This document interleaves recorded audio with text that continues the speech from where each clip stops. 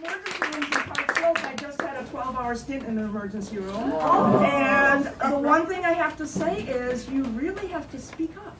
You know, they're lovely and they're kind and they listen and then they go off to other emergencies. And so every couple minutes, you know, not every couple hours probably, I would go to the little door. It's not really a door because everything's open for everybody to see you, and go, is anybody coming? You know, because they were always going to do things, but then they would get diverted. So if you happen to go, and if you don't have anybody to go with you, which I didn't, make sure to fight for yourself if you're still conscious. Okay. Oh my God. No, I'm fine. The doctor's just sick of hearing about my cat. It was like, I wrote a piece afterwards, I hope the doctor liked cats, because I went, no, you can't give me that, because my cat needs medication, she's real sick. You can't put that in me, because then I'll go to sleep. He's like, I'm so sorry about your cat, but I think he might have been lying. Anyway, my story. I love trains. They move at a wonderful rhythm. I can walk around. I love the windows on them, and they do not go up in the air. That's one of their better features. And I take Amtrak a lot up north, where I first met Barbara, up into the Adirondacks for a conference every year, and I have lots of friends in the Albany area. Sit on the left going up, sit on the right going back, and you're on the Hudson River. It's absolutely spectacular. When I come home from this Adirondack conference, I usually get a ride to Albany on a Friday night, and I'm all set for the train. I have a lot to think about. We're out in the woods. I wasn't crazy about the woods, but not crazy. I'm crazy about the woods, and there's no noise, there's no motorboats, there's only, paddle boats, and it's just wonderful. So I get on the train at late in the afternoon on a Friday, and it's all these people from Albany trying to impress each other. They take up 2 and 3 seats with all their gear, and they yell and scream on their cell phones all the way to New York, trying to impress each other. And I keep thinking, please don't let them be the legislators. Let them be the lobbyists. These cannot be my legislators. It's horrible. One time I almost said to a guy, why don't you pay me your secretarial rate, because I'm listening to all this stuff all day.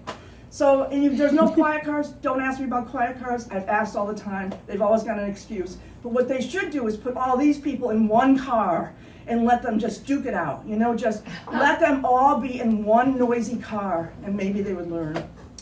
Anyway, a few years ago I got on the train, and there was just a nice hubbub. People were in normal clothes, not suits. They had like skirts and blouses. The men had golf shirts. The kids had baseball outfits. They'd just come from Cooperstown. They were putting up their luggage, and there was that normal buzz of activity. I thought, oh my God, the legislature must be closed. This is wonderful. And I got a double seat looking out at the Hudson on the right side, going back down to the Hudson. And these people were all in front of me, and I was just really happy. Pull out of Albany, little boy with the baseball cap that he was going to keep on the whole 2.5 hours, comes up next to me and goes, ma'am, he's about 9 or 10, a tall, thin 9 or 10. Ma'am? And I went, yes. And he went, what's that out there? And I went, that's the Hudson River. And I just puffed right up like I owned it, And he said, is that where they dump the bodies?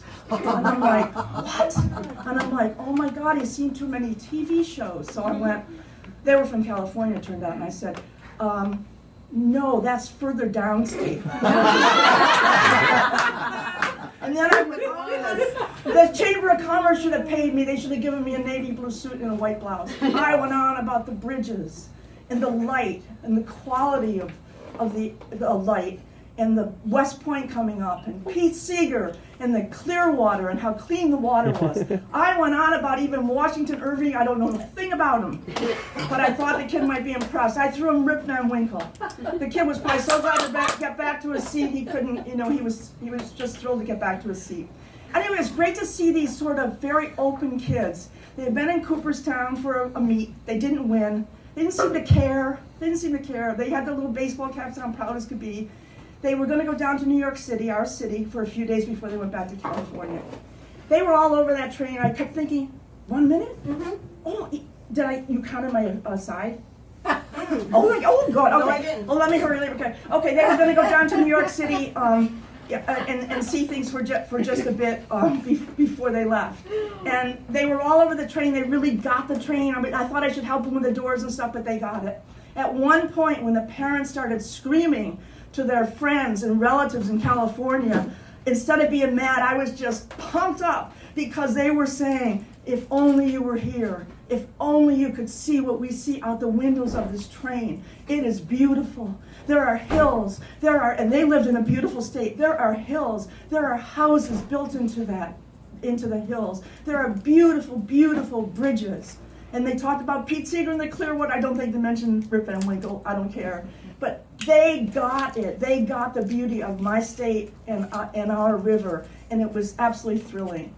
I hated to see them go. I wish I could have just hung with them more. I told them how to get to their hotel.